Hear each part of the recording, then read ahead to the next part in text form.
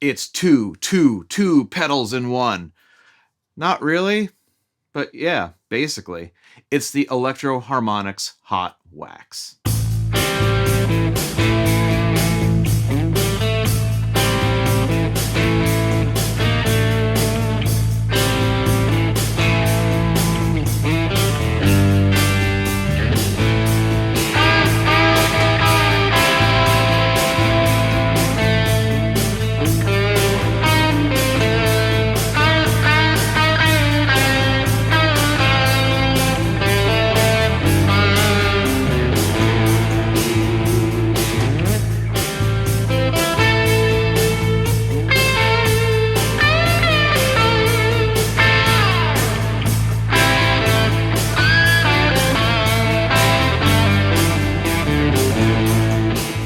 I like to have options when it comes to drives. I like to have a main drive for when I want crunch, and then either a second drive mode that gets into hard clipping or another pedal in front of it that I can use to push it there. I'm a big fan of the Benson preamp and the Noble's ODR Mini before that.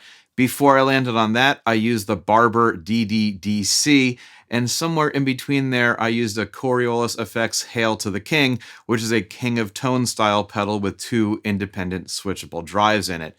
The Electro Harmonix Hot Wax takes two Electro Harmonix pedals that were created decades apart from one another, the Hot Tubes and the Crayon, and puts them both in here. So you've got the red knobs for the Hot Tubes, the green knobs for the Crayon, and then down here there's a combined bass and treble, and something pretty interesting here. This is a blend knob.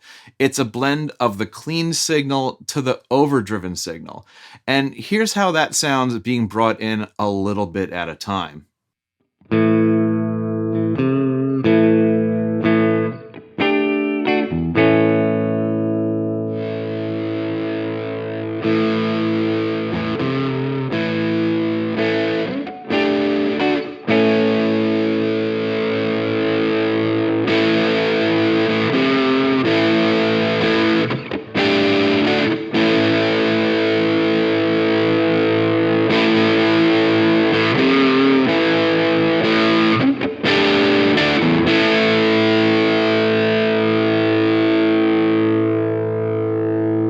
Let's talk about the two effects. The Hot Tubes came out in 1978, and it claims, like a lot of other dirt pedals, to sound like an overdriven tube amp. Let's give this a listen.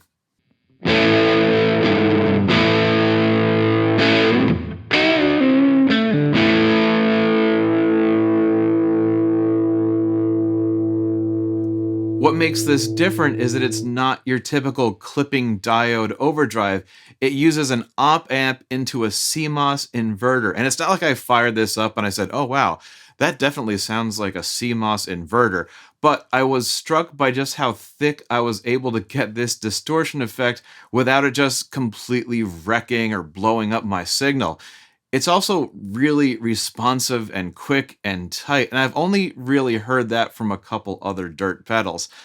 As for it being tube-like, yeah, it actually reminds me of my PV Classic 30 when I get to crank that up to a respectable volume. So yeah, that's a good main drive to start with. Then on the green side, we've got the Crayon, and I'm sorry, I've got this Jersey Shore, heavily influenced by friends and family in Philadelphia accent, and it doesn't sound right to me even when I'm the one saying it. So let's just say the green side. Anyway, the green side is a full range overdrive, and from what I've read, it kind of sort of resembles the exotic BB preamp, which is apparently known for having a mixing desk kind of saturation push. And well, words are words. Here's what it sounds like.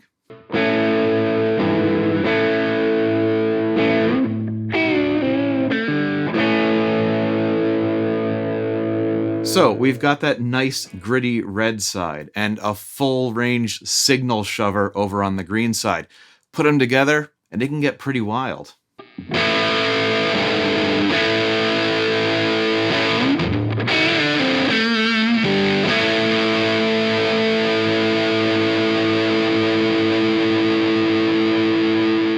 And that's where the blend knob is really important. You ever cook up a drive setting at home and it sounded really good when it was just you sitting there by yourself in front of your amp, and then you go to use it at a jam or a practice or a gig and it just turned to mush? It's easy and tempting to oversaturate and overcompress to the point where the fundamental tone and dynamics become difficult to hear in there. And it all varies from guitar to guitar, song to song, band to band. But having that blend option to keep things in check definitely comes in handy.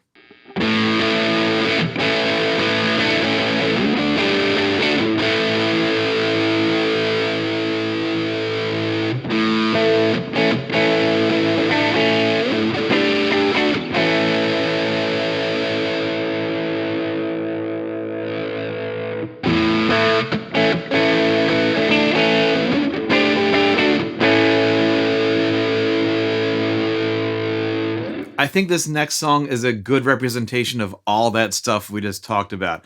I start out with just the hot wax side for the main riff and then switch over to just the Crayon for the background rhythm part that I'm playing on the Les Paul. The lead part, which I'm playing on that GNL ASAT, is with both sides at the same time, but notice that the drives aren't up all the way and I'm using that blend knob so it doesn't get too hairy in there. Give that a listen and then come back for the wrap up.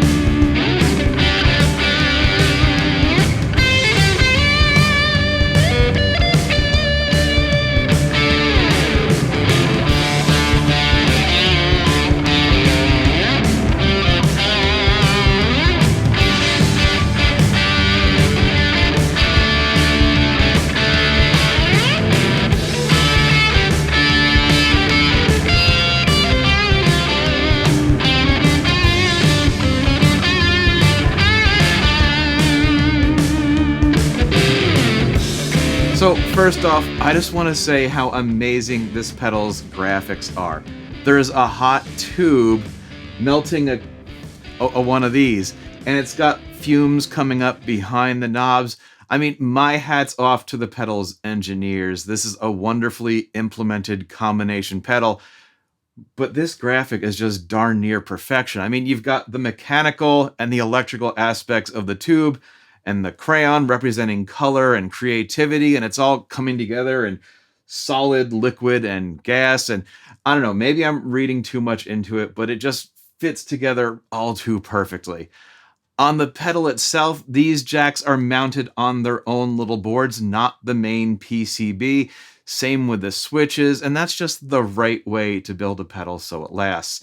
It's got all these op amps, and here's the CMOS inverter, and for some reason, it's even got 3 analog multiplexers down here. I'm assuming those are for the signal switching, but all I'm saying is they're into something over at Electro-Harmonix, and it's working. This isn't like 5 electrical components and some wire. This is some serious engineering, and they include a power supply for $120 new. Come on, how spoiled are we? All right, that's enough out of me. Thank you so much for watching. Make sure you subscribe if you like what I'm doing, and hopefully I'll catch you on the next one.